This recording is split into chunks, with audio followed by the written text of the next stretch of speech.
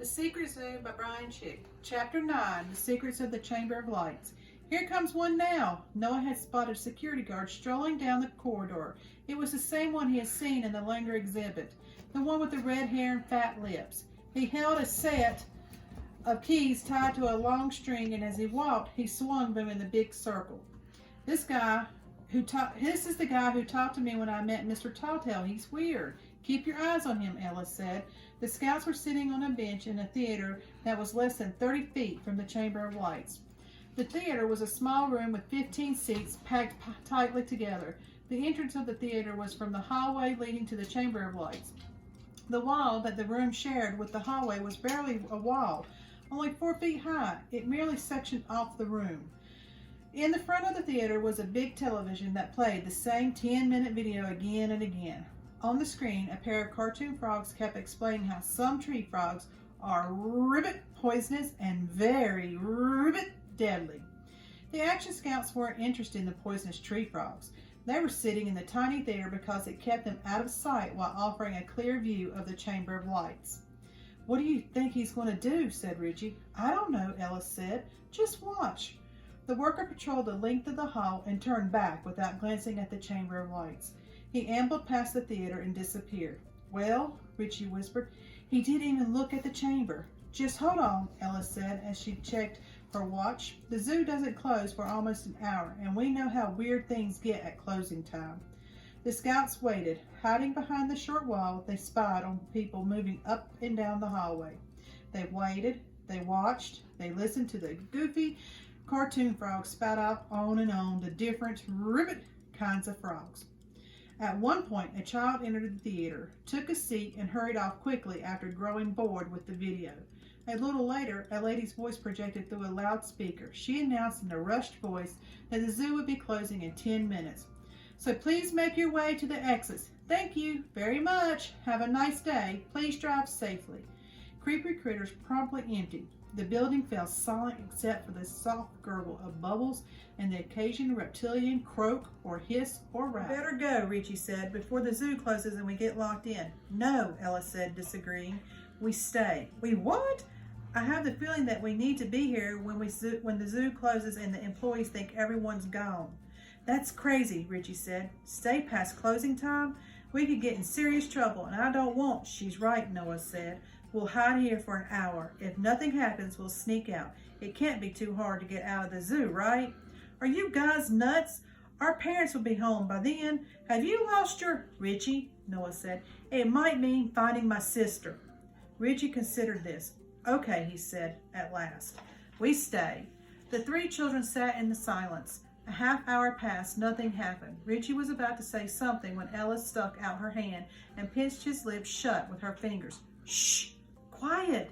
She leaned her ear toward the corridor. "Someone's coming." The scouts heard a strange shuffling sound down the hallway. Peering over the short theater wall, they couldn't see who or what was approaching. It made scratching sounds against the floor. "Shh! Shh! Shh!" The children rolled off the bench and huddled on the carpet. Noah whispered, "Are we hiding because we're afraid or because we hope we won't get caught?" "I don't know," Ella answered, "but I guess both." "Shh! Shh! Shh!" They crouched and peered over the wall. A moment later, they discovered the source of the sound, a zoo worker with more hair on his face than his head. He was strolling down the corridor, pausing occasionally to tap on the tanks playfully. "Hello, Justice," he said to a creature inside a tank. "Good evening, Starlight," he said to another. "Glad to see you both back tonight." "Back?" Noah whispered. "Back from where?" The worker casually looked toward the theater, and the scouts dropped like turtles, ducking into the shells. They waited. When the sound of his footsteps faded, they poked their heads up again and stared down the hallway. "What's he doing?" Richie asked. "I don't know," Noah said. "Just standing next to the Chamber of Lights." "He's getting ready," Ella said firmly. "Getting ready for what?" Richie said. The man checked over his shoulder and slipped into the Chamber of Lights. He put on a pair of sunglasses and flung the curtain closed. "Sunglasses?" Noah asked. "For what?" "I have this feeling we should get down," Ella said. Noah was about to ask when a soundless flash of light, as sudden as a camera flash and 100 times more powerful, sprayed out from the gaps in the curtain covering the entrance to the Chamber of Lights. The scouts fell backward and covered their faces. After a few seconds, they sat up. Rubbing his eyes, Noah said, "What happened?" Ella stepped out of the theater and headed toward the chamber. "Ella!" Richie screamed under his breath. "Don't be stupid!" Richie and Noah ran after her. "Ella, don't!" Richie warned again, but Ella would not be persuaded. She marched to the Chamber of Lights, threw back the curtains, and walked inside. Terrified, Richie and Noah stopped in their tracks and held their breath. Noah glanced at Richie. His friend was so helplessly frozen in place that he looked like a strange, misplaced lawn ornament. A moment later, Ella strolled out, and the boys sighed with relief. "He's gone," she stated. "But how?" Noah asked. "It's as if all the light evaporated him," Richie whispered, "or took him away." "Away where?" "I don't know. Someplace." Behind them, an angry voice cut the air. "What the heck?" They spun around. Walking down the hall was this gangly security guard with red hair and fat lips. "You kids need to beat it," the guard yelled as he marched up to them. "And I mean now." His breath gushed with the last word, and Noah could smell what he'd eaten for lunch. Something with enough garlic to gag a dinosaur. The scouts were too scared to say anything. Whoever this man was, he had just seen what had happened, and that made him a part of whatever was going on. Sure, mister," Noah blurted. "Come on," the guard barked. The scouts couldn't move. The worker leaned toward them and yelled, "I said move!" He sounded like a cow and even looked like one with his big lips quivering. The scouts hurried up the hallway. The guard marched behind them, swinging his keys in a circle. Now the swing seemed menacing. "What's best at this point," he said calmly, "is for you kids to forget what you just saw. Remembering is only going to do a lot of people a whole lot of harm. And you don't want to be responsible for that now, do you?" As the children walked along the corridor, Noah noticed that the creatures in the aquarium were watching them. In the front of the tanks, fish darted restlessly in the water, snakes slithered anxiously, and frogs jumped in all directions. Then they started to croak, hiss, and snort. The noises built up until the exhibit sounded like an overactive swamp.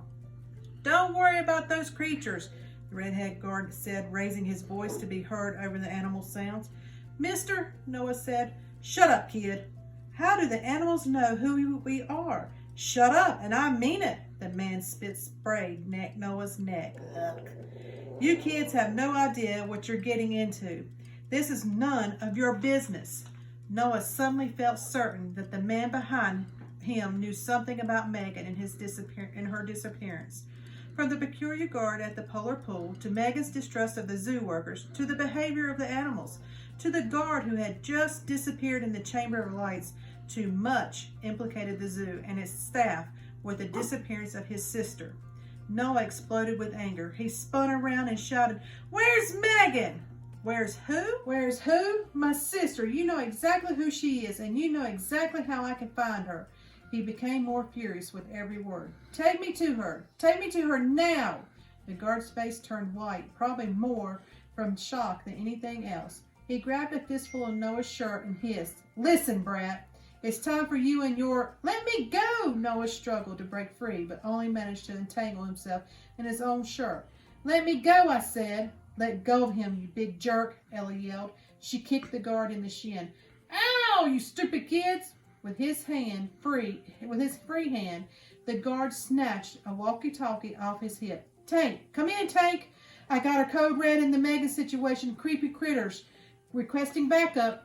"The Megan situation," Noah said. "You have a name for it?" "Quiet, kid. Let go." Noah shrieked. Ella booted the man in the ankle, and Richie grabbed hold of his shirt. "Ow! Stinking brats!" Creepy Critter's double doors burst open. Standing just outside was a large, beefy man. When he walked through the door frame, he filled it completely. His hands were as large as oven mitts, and his head was so bald and shiny that it glowed. His brown skin was deep and rich and oddly perfect, without a single blemish. "Tank," the red-headed guard called out, "give me a hand with this slippery punk." Tank trudged down the corridor and stopped in front of Noah. He crossed his massive arms over his massive body, nearly splitting the seams of his shirt. He was gigantic, the biggest man Noah had ever seen. "Funny," Noah panted as he struggled to get loose. "You certainly don't look like—" "Let me go!" "Any security guard I've ever seen around here." Quit squirming, kid, the red-headed guard barked. Time to go, little man, said Tank in a deep, throaty voice. Where's my sister? She's gone, kid, the guard said. He released Noah and added, You're just going to have to get used to that. Tank, get this pesky action scout out of my face. Hey, Ella cried, how did you know who we are? Kid, the guard said, everyone knows who you are. What? Wait, what's going on? Where's my sister? Noah yelled. I wanna... Before he could finish his sentence, Tank scooped him up and slung him over his shoulder like a beach towel. Let him down, Ella demanded. She tried to pack a punch, but Tank reached out his enormous arms, seized her wrist, and proceeded to drag her behind him. He hauled his two captives out of the exhibit and down a path that led to a private exit behind the otter exhibit. Richie chased after them. When Tank reached the gates, he kicked one open and dropped Noah on the ground like a sack of laundry. Then, with a clean jerk of his arm, he flung Ella on top of Noah. Richie squatted beside his friends and yelled, Hey, you can't do that! Quiet, Tank bellowed. I'm going to report. Quiet! The boom thunder of the man's voice made the scouts pull back as if they were dodging a punch. Tank lowered his voice to a whisper. Is Charlie Red still behind me? Who? Ella asked. Charlie Red, the other guard. Confused, Ella said, No? Good, listen, I gotta make this quick. He glanced over his shoulder and added, It looks like your kids are going to end this now. If the rumors are true, I guess we have Marlowe and Blizzard and Mr. Talltail to thank for that. What are you talking about? Said Ella. Be quiet and listen. Megan's inside. She's in trouble. Some of us on the inside want to help. Some are too afraid of... Tank looked around nervously. I shouldn't even be saying this. He could be anywhere. He lives in the shadows. Heck, he is the shadows. Who? Noah said. Who are you talking about? No time for questions. This has got to be crazy for you guys, but that's too much to explain. I'll just say this. Do not draw attention to yourselves the way you did today. That was a big mistake. The more people that know about this, the more dangerous things will get. Noah? Know about what? Richie asked. Who's in danger? Everyone, Tank said. The whole world. What? You're not making any sense, Ella said. That's it. I can't talk anymore. Charlie's watching, and he ain't rooting for you, if you know what I'm saying. Tank stepped backward. Tell nobody, and I mean nobody. We'll work through this. I promise you. I'll see what you guys make it to the inside. The inside of what? Noah demanded. The inside. Tank paused as if he was considering something. He turned to walk off and suddenly swung back around. Listen, they're really going to try to stop you now, so we need to speed this up. Noah, I need you to do something for me. What? How do you know my name? How to check your mailbox? My mailbox? Tomorrow? No, tonight, at midnight, exactly midnight, not a second later. What? No more questions, Tank said. Let's just say I suddenly had an idea. Wait, Noah said. Gotta go. Remember, beware of the shadows. They listen and they see. And keep this quiet. I promise it will make sense soon. Come back when... Tank smiled and winked. Come back when you can stay a while. Tank, hold on, Noah called out. I don't understand. But Tank slammed the gate shut and bolted it. The scouts watched in silence as he ran back into the zoo. In a matter of seconds, he disappeared deep into its mystery and magic.